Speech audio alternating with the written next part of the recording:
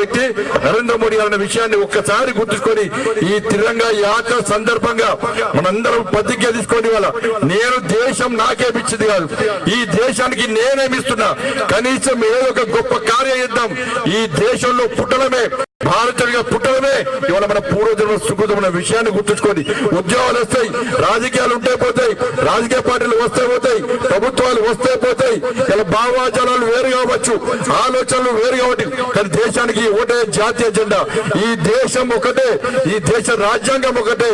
కాబట్టి ఈ దేశాన్ని అందరం కలిసి ఏ విధంగా అభివృద్ధి చేసుకుందాం, ఈ అభివృద్ధిలో నేను ఏ విధంగా ఏం పాటుపడగలను, ఏమి దేశానికి ఇవ్వగలను చెప్పి ఒక్కసారి గుండె మీద చెయ్యి వేసుకొని త్రివర్ణ పతాకాన్ని పెట్టుకొని మనం ముందుకు రావాల్సిందిగా మీ అందరికీ విజ్ఞప్తి చేస్తూ, ఇంత పెద్ద ఎత్తున తరలి వచ్చిన మీ అందరికీ హృదయపూర్వక శుభాకాంక్షలు చేస్తూ 15 ఆగస్టు సందర్భంగా 80వ స్వాతంత్ర దినోత్సవం సందర్భంగా మీ అందరికీ హృదయపూర్వక శుభాకాంక్షలు చేస్తూ ముగిస్తున్నాను. భారత్ మాతాకి జై, జై శ్రీరామ్.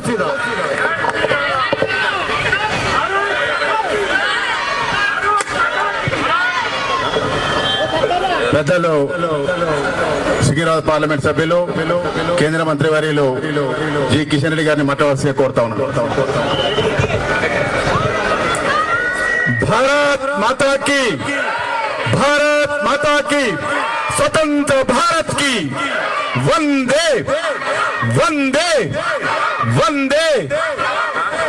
రాష్ట్ర అధ్యక్షులు రామచంద్రరావు గారు, బండి సంజయ్ గారు, నాతో పాటు పాల్గొంటున్నటువంటి మా సహచార పార్లమెంట్ సభ్యులు, గౌరవ శాసనసభ్యులు, రాష్ట్ర నాయకులు, జాతీయ నాయకులు, వేదిక మీద ఉన్నటువంటి అనేక మంది వివిధ రంగాలకు సంబంధించినటువంటి ప్రముఖులు, ఈ కార్యక్రమంలో పాల్గొంటున్నటువంటి సోదరి సోదరులందరూ అందరూ కూడా స్వాతంత్ర దినోత్సవ శుభాకాంక్షలు ఒక్కరోజు ముందుగా మీ అందరికీ తెలియజేస్తా ఉన్నాను. ఈరోజు దేశవ్యాప్తంగా అన్ని గ్రామాలలో, అన్ని పట్టణాలలో, అన్ని బస్తీలలో, అన్ని నగరాలలో, అన్ని రాష్ట్రాలలో కూడా పెద్ద ఎత్తున ఈ యొక్క జాతీయ జెండా కార్యక్రమం, ఈ యొక్క స్వాతంత్ర దినోత్సవం సందర్భంగా జరుపుకుంటున్నాము. ప్రతి ఇంటి మీద ప్రతి భారతీయుడు సగౌరవంగా జాతీయ జెండాను ఎగరవేయాలి.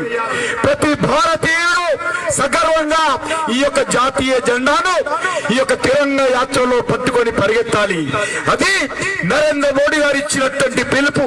గత 5 సంవత్సరాలుగా దేశవ్యాప్తంగా కోట్లాది ఇండ్ల మీద ఈ జాతీయ జెండా రెపరెపలాడుతూ ఉన్నది. ప్రజలందరూ కూడా జాతీయ భావజాలంతో మరి ఈరోజు ఏ రకంగా ముందుకు వస్తున్నారో మనకు తెలుసు. ఇదే కాకతీయ విశ్వవిద్యాలయంలో